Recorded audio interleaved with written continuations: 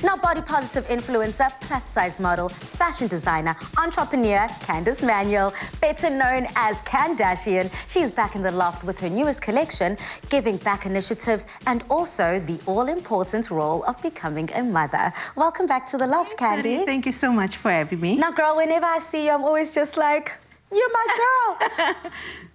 But I kind of feel betrayed. Do you know why? I think so. You know when you feel like you're very, very close to someone and that you know all their secrets, but you're actually the butt of the joke? Because the last time you were here, you were pregnant. Yes, I was. I was actually hiding it, and when my parents watched it, they were like, we could see how you were angling yourself. And yeah, how does one angle themselves to hide a baby bump? First things first, I had on a black jumpsuit, so that made it a lot easier. Yeah, and I was in my first trimester, so it wasn't showing as much as yet. Well, now, girl, not only have you continued to just ace the pregnancy thing, but you have brought the most beautiful baby girl, baby Milan, into this world. How has it been like taking the role of mom? Oh, it's been such an amazing journey. Very life-changing, though. Yeah. So with me being a hustler and an entrepreneur, I think some of my businesses had to take a bit of a backslide just for me to focus on being a mom. But yeah, I guess it's all about balance and just trying to wing both and I think figure out both at the same time. At the same time. But I know you've got a very hunky husband. How helpful is my Oh gosh, you know, luckily I gave birth in winter, so I could just stay and cuddle in bed and he would just bring food to me, and it's the best. He's still doing it, even though we are a year in later.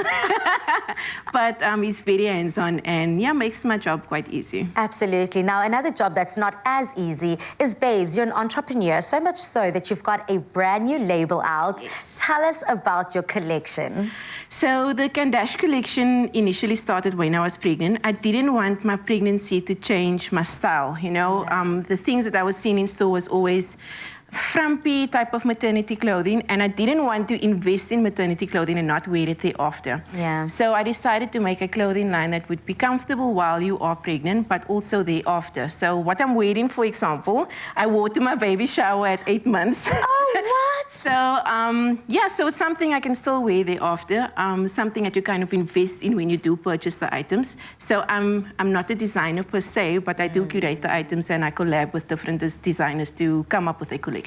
I think that collaboration is absolutely important here because you might have the vision, you might have the goal, you might have the business acumen. Yes. You just need that creative to kind of put that full stop on the item. I mean, you look incredible. I cannot believe that you wore the 6 months, 8 months pregnant. I was 8 months pregnant. It's got lots of stretch in it, and that was my aim, especially dealing with body positivity as well. I didn't want to steer away from the fact that women need to be comfortable with, firstly, within the skin they are in, and then also with the clothing that they're wearing. To kind of invest in that item, and you can wear it throughout your pregnancy and after. And after. And at the end of the day, what I also find about maternity items is that they're just not fashionable. You also kind of want to be a mommy on trend. Yeah. A cool mom. I want to be the cool mom. You know, in 2022, I wanted to still be who I am. Yeah. And I didn't want to steer away from my own fashion sense and completely changed just because I'd become a mom. Yeah, so, okay, you're also a philanthropist. Yes. Candice, I think that what you are doing within communities is absolutely revolutionary and it's groundbreaking. I mean, we are in Mandela Month, so that is kind of what we're encouraging everyone to do. Yes. Not just do it on Mandela Day, but do it 365 days in a year. That's what you've done. You've started such incredible initiatives. Do you want to share it with us? Yeah, so with my brand, Embrace Your Curves, the following just, you know, in 2016 when I started the brand, it just shot through the roof. My goodness. And I always said that there should be a purpose why there is this, you know, this group of people following me, and if I could give back, then that would be the perfect tool to do so. So pre-COVID, I would then host, every 3 months I would host a non-profitable event where simple things like people could come in and they donate a pack of sanitary towels or food items, blankets, clothing, that type of thing. And then when COVID happened, I decided to do it more online. So I would then do collections at my home. People would drop off sanitary towels or baby items and things, and I would then go out and deliver it. So now that we are getting slowly back to normal, it's a cool way for actually to get back into the swing of things full on again. Absolutely. And I actually would want to challenge you to take it a step further and see how far you can push this drive. Because I know I've got so many items within my cupboard, and it's winter, people might be cold, so who knows how far you can stretch it. Let's see. Let's see. Another way that you're also stretching your philanthropic bone is through baby Milan's first birthday. Her first birthday is coming up. What do you have planned? So I must admit the idea actually came from my mom. So my mom babysits while I'm doing these types of things. Shout out to Mom. Oh my goodness, I love Mommy already. My daughter loves my mother. She could say like the lamest thing in Milan, which is laugh.